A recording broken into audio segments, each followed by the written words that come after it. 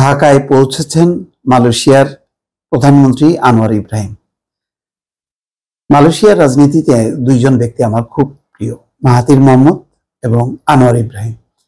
আনোয়ার ইব্রাহিম আবার খুবই সুশিক্ষিত, পশ্চিমা শিক্ষায়, সেই অর্থে আবার মাহাথির মোহাম্মদের থেকেও কিন্তু বড় ধরনের দার্শনিক, কিন্তু সমকামিতা নানা রকম আজে বাজে অপবাদ দিয়ে, যেহেতু মাহাথির মোহাম্মদ তাকে প্রতিদ্বন্দ্বী মনে করতেন, তাকে লম্বা সময় জেল খাটিয়েছেন। যাই হোক, সেই পুরনো অধ্যায় আমরা না করি।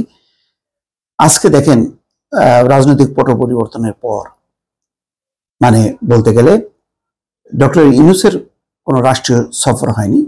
তিনি প্রথম গেছেন নিউ ইয়র্কে, তাও জাতিসংঘ অধিবেশন উপলক্ষে। সেখানে জো বাইডেন সহ অন্যদের সঙ্গে দেখা হয়েছে, কিন্তু সেটা অন্য কথা। কিন্তু বাংলাদেশে এসছে খুব গুরুত্বপূর্ণ একটা দেশের প্রধানমন্ত্রী আনোয়ার ইব্রাহিম। দর্শক, আপনারা জানেন যে মালয়েশিয়ার সাথে আমাদের সম্পর্ক অত্যন্ত গভীর। মালয়েশিয়ায় বাংলাদেশে বিশাল শ্রমবাজার, এবং মালয়েশিয়ার এই বিশাল শ্রমবাজারটাকে আবার নির্মমভাবে আমরা হত্যা করেছি, নির্মমভাবে লাঞ্ছিত করেছি, নির্মমভাবে এটা কাটাছেঁড়া করেছি।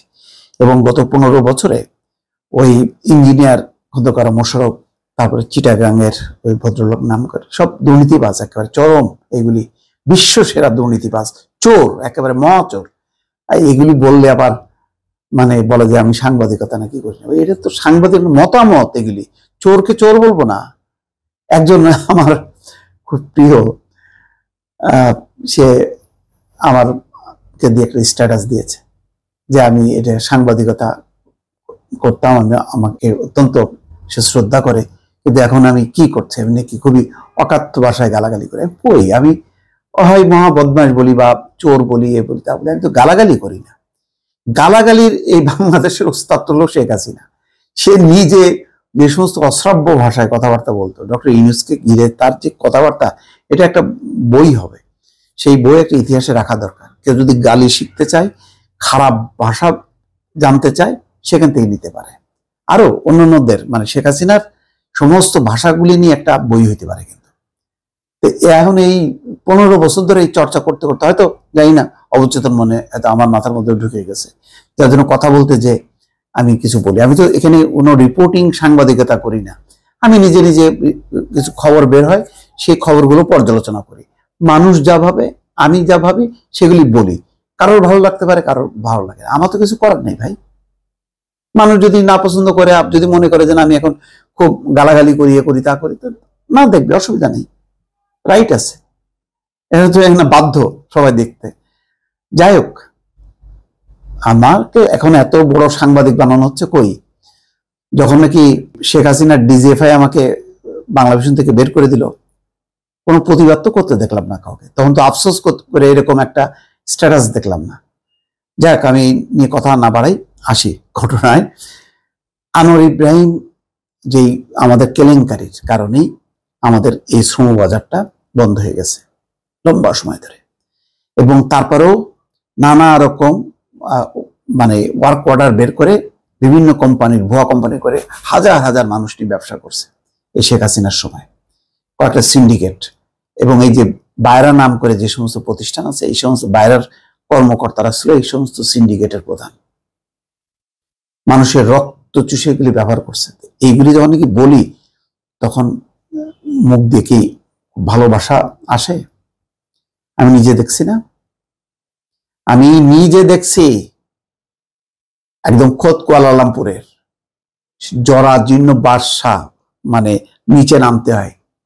ভাই, আপনার তো প্রধানমন্ত্রীর সঙ্গে গেছেন, 5 স্টার হোটেলে গেছেন, মার্কেটে গেছেন, আর আমি কুয়ালালামপুরের যে দৃশ্য দেখছি নিজের চোখে, দূর থেকে দেখা যায় চকচকে মালয়েশিয়ার লম্বা লম্বা টাওয়ার, আর সেখানে জরাজীর্ণ, সেই নিচে নামতে পারি না। কত কষ্ট করে নিচে নেমে আমি তো হতভম্ব মেরে গেছি যে এইরকম মানে অস্বাস্থ্যকর পরিবেশে শত শত এক রুমের মধ্যে 3জন 4জন করে বসবাস করছে। এদের পেটে ভাত নাই, 2 মাস 3 মাস ধরে কাজ নাই, সব প্রতারণার শিকার। একটা সুন্দর শ্রমবাজার মালয়েশিয়া, যেখানে কাজের চাহিদা আছে, বাংলাদেশিদের চাহিদা আছে, এইটাকে আমরা একদম শেষ করে দিলাম। এখন আমি মনে করি যে এই এত সম্ভাবনা। এখন আনোয়ার ইব্রাহিম আসছে, ডক্টর ইউনূস যদি সুন্দর করে বোঝায় এবং একটা ভালোভাবে যদি জনশক্তি রপ্তানি করা যায় একদম নিয়ম মাফিক ভাবে, এবং আশ্চর্য হয়ে যাবেন, আনোয়ার ইব্রাহিম নিজেই অবাক হয়েছে, বলছে যে বাংলাদেশিরা তো শ্রম শোষণের শিকার, যেখানে মানে 30-40 হাজার টাকায় নেপালের শ্রমিকরা যায়, সেখানে বাংলাদেশি শ্রমিকরা 3-4 লাখ টাকা দিয়ে যায়। কিভাবে? আনোয়ার ইব্রাহিম কিন্তু ভালোভাবে তার স্টাডি হয়ে গেছে। ওটার প্রেক্ষিতে যদি এখন ইউনূস সরকারের সঙ্গে কথা বলে একটা চুক্তি করে, আল্লাহ, এই দুঃসময় যদি আমাদের এখান থেকে 5-10 লাখ লোক যাইতে পারে, বেকারত্ব দূর হবে, বাংলাদেশে রেমিটেন্স আসবে, এটা আমাদের জন্য বিশাল একটা একটা সফলতা হবে। আমি কায় মনোবাক্যে দোয়া করি যে এইবার আনোয়ার ইব্রাহিম আসার মধ্য দিয়ে মালয়েশিয়ার শ্রম বাজারটা খুলে যাক বাংলাদেশের জন্য, আর যাতে কেলেঙ্কারি না হয়, সুন্দর মতন করে আমরা যাতে জনশক্তি রপ্তানি করতে পারি। এবং কিভাবে করতে পারি জনশক্তি রপ্তানি, দরকার হয় সামরিক বাহিনীকে এই দায়িত্বটা দিতে হবে, যাতে তারা তাদের ব্যবস্থাপনায় আমরা রিক্রুটমেন্ট করে আমরা পাঠাতে পারি। ভাই, এখন এই বাটপারি প্রতারণা বহু হয়েছে, বহু সিন্ডিকেট ওই মালয়েশিয়া প্রান্তে আমাদের এই প্রান্তে হয়ে গেছে। এতে আমাদের দেশের ক্ষতি হয়েছে, মানুষের ক্ষতি হয়েছে। প্রচুর টাকা দিয়ে যেতে পারছে, আমাদের 20-30 হাজার 40 হাজার টাকা দিয়ে যদি আমাদের যাইতে পারে, তাহলে আর লক্ষ লক্ষ মানুষ যাইতে পারে যদি, তাহলে তারা ওখানে যে স্যালারি পাবে, সেই স্যালারির, তারা তো সবাই বাংলাদেশেই পাঠায়, তারা যদি প্রতি মাসে যদি 400, 500, 1000 ইঙ্গিত করে পাঠায়, এরকম 8-10 লাখ লোক, তাহলে আপনি চিন্তা করেন আমাদের রেমিটেন্স কোন পর্যায়ে যাবে। এই একটা ভালো সম্ভাবনা একটা তৈরি হচ্ছে। আমার ধারণা যে এখান থেকে একটা ভালো ফলাফল পাবো। আমি সেই ভালো ফলাফলের প্রত্যাশায় আছি। দর্শক ভালো থাকবেন, আল্লাহ হাফেজ।